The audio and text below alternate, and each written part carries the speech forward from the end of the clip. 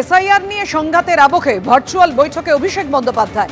SIR ঘোষণা করেছে বিজেপির সহকারী সংস্থা নির্বাচন কমিশন। আর এসআইআর ঘোষণার পরে দম্ভ উদ্ধত্তের জন্য হারিয়েছি ৩৫ জনকে। একের পর এক বিএলওরা অসুস্থ হয়েছেন এবং তাদের মৃত্যু নিয়ে যেমন সরব হয়েছেন অভিষেক বন্দ্যোপাধ্যায়, তার পাশাপাশি তিনি বলছেন কে সক্রিয় আর কে নিষ্ক্রিয় আমি রোজ দেখতে পাই। আমাদের পাখির চোখ ১০০% এনুমারেশন ফর্ম সাবমিশন। কথা বলবো, আমাদের সঙ্গে রয়েছেন আমাদের প্রতিনিধি আশাবুল হোসেন। আশাবুল, অর্থাৎ ১০০% এনুমারেশন ফর্ম সাবমিশন, এটা অভিষেক বন্দ্যোপাধ্যায় বলছেন যে পাখির চোখ এটা করে নিয়েছে তৃণমূল, অর্থাৎ একজন যোগ্য ভোটারের নামও যেন বাদ না যায়। দেখো পাপিয়া, একেবারে প্রথম থেকেই তৃণমূল যেটা দাবি করছে যে একজনও বৈধ ভোটারের নাম যাতে ভোটার তালিকা থেকে বাদ না যায় সেটা একেবারে নিশ্চিত করতে হবে। আজকেও অভিষেক বন্দ্যোপাধ্যায় তার যে দ্বিতীয় দফার ভার্চুয়াল বৈঠক করছেন এই মুহূর্তে, তাতেও তার সে একটাই বার্তা যে তারা যে সমস্ত ক্যাম্পগুলো তৈরি করেছেন এবং তাতে বিএলএ টুরা যে নিরন্তর তারা নিয়োজিত রয়েছেন, তাদের যাতে একটাই পাখির চোখ থাকে যে কোনো বৈধ ভোটারের নাম যাতে ভোটার তালিকা থেকে বাদ না যায়। তুমি জানো যে আগামী ৪ তারিখের ৪ঠা ডিসেম্বরের মধ্যে সমস্ত যে ফর্মগুলো বিলি করা হয়েছে সেগুলো জমা নেওয়ার পর্ব শেষ হবে। এবার ৯ তারিখ খসড়া ভোটার তালিকা প্রকাশিত হবে। সেই খসড়া ভোটার তালিকায় যাতে যারা গতবারের ভোটার ছিলেন তাদের নাম যাতে থাকে, যারা বৈধ ভোটার, সে ব্যাপারেও সবাইকে সতর্ক থাকতে হবে।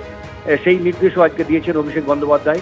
একসঙ্গে তিনি বলেছেন যাদের নাম গতবারের ভোটার তালিকায় ছিল কিন্তু খসড়া ভোটার তালিকায় থাকবে না, কিন্তু তারা বৈধ নাগরিক, তারা বৈধ ভোটার, তাদের নাম যাতে চূড়ান্ত ভোটার তালিকায় তোলা যায় সেই জন্য যে স্ক্রুটিনি হবে, যখন শুনানি হবে তাদের পাশে থাকতে হবে।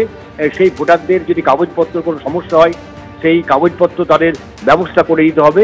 এই জন্য নিরন্তর আমাদের আগামী আরও 1 মাস কমপক্ষে তার সমস্ত বিএলএদের তাদের ক্যাম্পে থাকতে হবে এবং যারা এমএলএ রয়েছেন, এমপিরা রয়েছেন এবং দলের যারা নেতা কর্মী রয়েছেন তাদেরও এই সতর্ক নজর রাখতে হবে।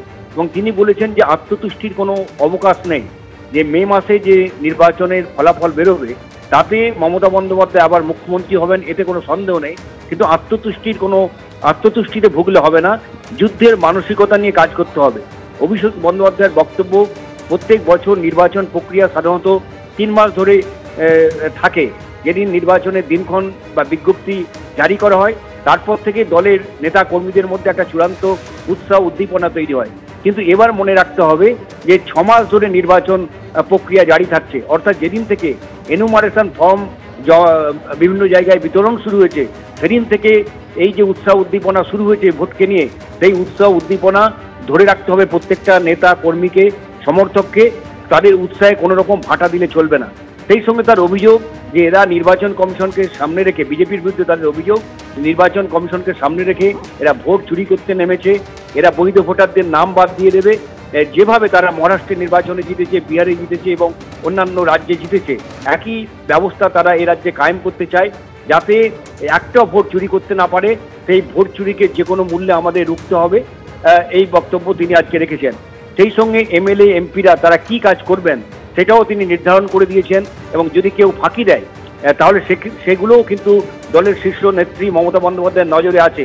অভিষেক বন্দ্যোপাধ্যায় বলেছেন যে প্রত্যেক দিনই 15 দিন অন্তর মমতা বন্দ্যোপাধ্যায়কে যে কারা কারা কাজ করছেন, কারা কেমন কাজ করছেন, এমএলএরা কেমন কাজ করছেন এই এসআইআর প্রক্রিয়ার মধ্যে, এমপিরা কেমন কাজ করছেন, দলের বিভিন্ন সাংগঠনিক নেতারা কীভাবে কাজ করছেন, সেই রিপোর্ট মমতা বন্দ্যোপাধ্যায়কে দিতে হচ্ছে এবং সেই রিপোর্ট তিনি পর্যালোচনা করছেন এবং সেই পর্যালোচনার ভিত্তিতেই আগামী দিনে এই এমএলএ এমপি এবং যারা বিভিন্ন পদে রয়েছেন তাদের কিন্তু সমস্ত কিছু পারফরমেন্সের মূল্যায়ন করা হবে, এটাও তিনি আজকে জানিয়ে দিয়েছেন।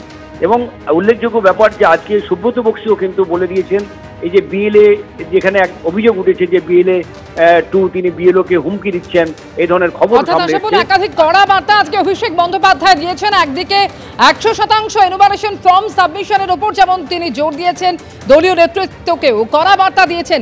এরই পাশাপাশি দক্ষিণ 24 পরগনার মন্দির বাজার, সেখানে শুভেন্দু অধিকারী আজকে পদযাত্রা করেন এবং সেই পদযাত্রার পর কি বলছেন শুভেন্দু অধিকারী সরাসরি শুনবো। পুরকাইতদের নামে আপনারা কি ভেবেছেন? আপনারা কি ভেবেছেন এর হিসাব হবে না? হিসাব হবে, হিসাব হবে। দণ্ড সুদ দিয়ে সুদে আসলে তুলবো। একটা সময় উত্তরপ্রদেশে লোক বলতো নয় মায়াবতী নয় মুলায়ম, আজকে দুজনই অতীত হয়ে গেছে। 17 সাল থেকে বিজেপি এসছে। একটা সময় লোক বলতো সমোসা মে আলু আর বিহার মে লালু, অর্থাৎ সিঙ্গাড়ায় আলু আর বিহারে লালু সমর্থক। আজকে লালু রাজ খতম হয়ে গেছে, খতম হয়ে গেছে, পরিষ্কার হয়ে গেছে। আপনি যদি ভাবেন আর এরকম চলবে আরো, চিরদিন কাহারও সমান নাহি যায়। পৃথিবীটা গোল, ভদ্র হন। আপনার বেতন তৃণমূল দেয় না, ট্যাক্সের টাকায় বেতন পান। সিআরপিসি আইপিসি তে কাজ করতেন, এখন ভারতীয় ন্যায় সংহিতাতে কাজ করুন। বেআইনি কাজ করলে আর মাত্র কয়েক মাস, এপ্রিলের পরে যা করার আমরা করব, নিশ্চিন্ত থাকুন। আর আপনাদের কাছে আমি বলে যাই, ভরসা আছে তো আমার উপরে। সিপিএম এর সূর্য যখন মধ্য গগনে, আমি তখন ছোট মুখ্যমন্ত্রী লক্ষণ সেঠকে হারিয়েছি 1,73,000 ভোটে। তৃণমূল যখন 211টা সিট পাচ্ছে, সেদিন কিন্তু মুখ্যমন্ত্রী আমার কাছে হেরেছেন 1956। আমি আপনাকে বলছি, এসআইআরটা যদি ঠিকঠাক করতে পারেন আর জাত পাতের ঊর্ধ্বে উঠে ভয় কাটিয়ে, মমতা ব্যানার্জি বলেন না ধর্ম যার যার উৎসব সবার, বিরোধী দলনেতা বলে ধর্ম যার যার রক্ষা করার দায়িত্ব তার তার। আপনারা যদি একটু এক হতে পারেন, আমি কথা দিয়ে গেলাম তৃণমূলকে খুঁজে পাওয়া যাবে না আগামী বিধানসভা নির্বাচনে, খুঁজে পাওয়া যাবে না। 27 বছর পরে দিল্লি যদি বিজেপি জিততে পারে, 15 বছর পরে পশ্চিমবঙ্গে গেরুয়া পতাকা গ্রামে গ্রামে বিজেপি তুলতে পারে। ভরসা, বিশ্বাস, আস্থা রাখুন। অনেক সন্দেহ হয়ে গেছে, বেলা খুব ছোট। এর পরের অভিযান সাগর আর পাথর প্রতিমা, আবার দেখা হবে। আপনারা আস্তে আস্তে এগোবেন, আস্তে আস্তে শীতও একটু পড়ছে, অনেক নৌকো টৌকো পেরিয়েও যাবেন, অনেক আস্তে আস্তে ফিরবেন। আর এই মাঠে যা ফেলে গেছেন না, নিশ্চয়ই কিছু ফেলে যাননি। চায়ের কাপ, মুড়ির ঠোঙা ঝাঁটানোর দরকার নেই। আগামীকাল বাপি হালদার আর জয়দেব হালদার এই মাঠটা ঝাঁটাবে, আগামীকাল ঝাঁটাবে। এরা এমন ছুচা পার্টি, শুভেন্দু যেখানে যায় তার পিছন পিছন যায়, পিছন পিছন যায়। 6 জায়গায় আটকেছ, 6বার আসবো এখানে।